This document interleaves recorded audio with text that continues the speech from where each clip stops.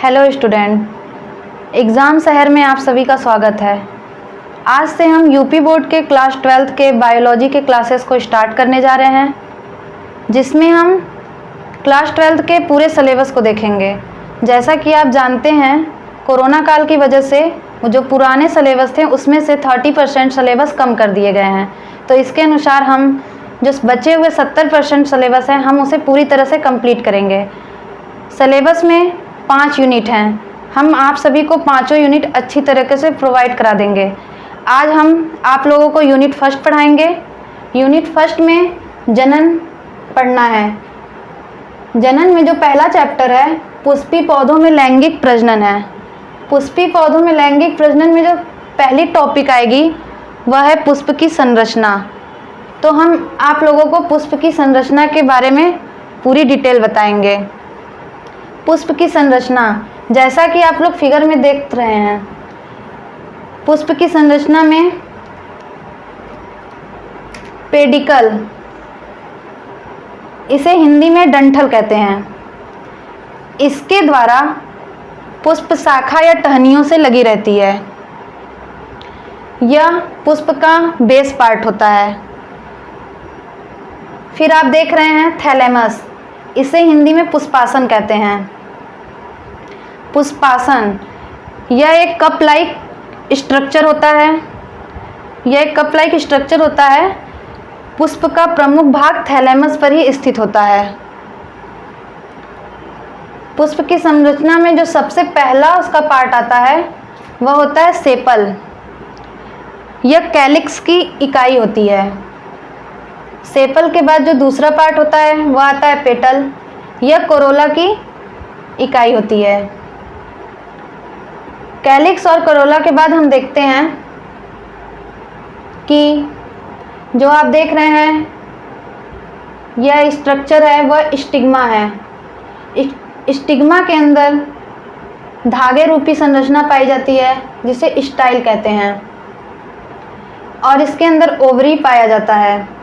Stigma, style, ovary तीनों मिलकर gynoecium का निर्माण करते हैं। गाइनोशियम का निर्माण स्टिग्मा, स्टाइल, ओवरी से होता है। फिर जैसा कि हम फिगर में देख रहे हैं, यह गोल जो आकृति है वह प्लेसेंटा है। यह ओवरी के मध्य में पाया जाता है। फिर इसमें ये फिगर जो आपको दिख रही है ये एंथर है। ये एंड्रोसियम का यूनिट होता है, मतलब कि ये एंड्रोसियम की इकाई होती है, इसे एंथर कहते हैं। और आप देख रहे होंगे एंड्रोसियम की जो इकाई एंथर है वह फिलामेंट से लगी होती है। फिलामेंट, ये जो पतली सी स्ट्रक्चर है इसे फिलामेंट कहते हैं। फिलामेंट से ये चिपका होता है, इसे एंथर कहते हैं। और आप ओवरी के अंदर देख रहे हैं फिगर में, ये ओव्यूल होती है, जो थोड़ा फिंगर लाइक स्ट्रक्चर है, इसे ओव्यूल कहते हैं। तो ये हो गया पुष्प की संरचना और उसके भाग कौन कौन से हैं। तो फिर हम इसके भाग को थोड़ा डिटेल में देख लेते हैं। एक प्रारूपिक पुष्प की मुख्य रूप से 4 भाग होते हैं।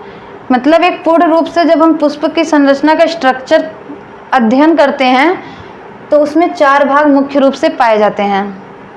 4 भाग में जैसे पहला कैलिक्स, इसे हिंदी में बाह्य दल कहते हैं। दूसरा कोरोला, जिसे दल कहते हैं। एंड्रोशियम, जिसे कि पुमंग कहते हैं। गाइनोसियम, जिसे जायांग कहते हैं। तो अब हम कैलिक्स के बारे में पढ़ते हैं। कैलिक्स, यह पुष्प का, कैलिक्स जो है यह पुष्प का पहला पार्ट होता है, जो कि हरे कलर का होता है। यह सबसे बाहरी भाग होता है। इसकी जो इकाई होती है उसे सेपल कहते हैं। सेपल, और इसकी जो इकाई सेपल है, जैसा कि आप यहाँ फिगर में देख रहे हैं, ये फर्स्ट पार्ट होता है। फर्स्ट पार्ट होता है। और दूसरा जैसे कि कोरोला, जिसे हिंदी में दल कहते हैं, दल के भी नाम से जानते हैं।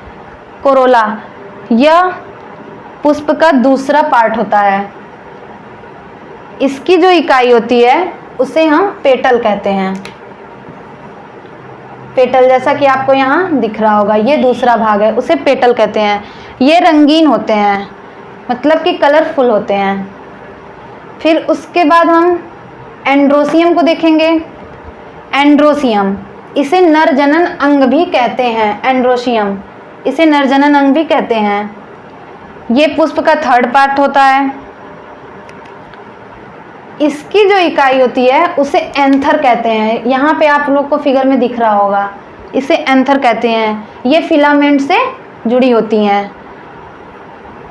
उसके बाद हम लोग गायनोसियम को देखेंगे। गायनोसियम, जिसे कि जायांग कहते हैं, इसे मादा जनन अंग कहते हैं। इसकी इकाई पिस्टिल होती है। मादा जनन अंग की जो यूनिट होती है उसे पिस्टिल कहते हैं।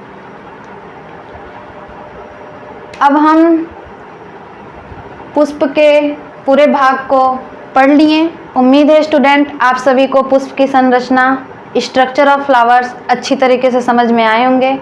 यदि आप लोगों को कोई भी डाउट है तो आप कमेंट करें, हम आपके डाउट को पहले नेक्स्ट क्लास में क्लियर करेंगे, उसके बाद न्यू क्लास स्टार्ट करेंगे।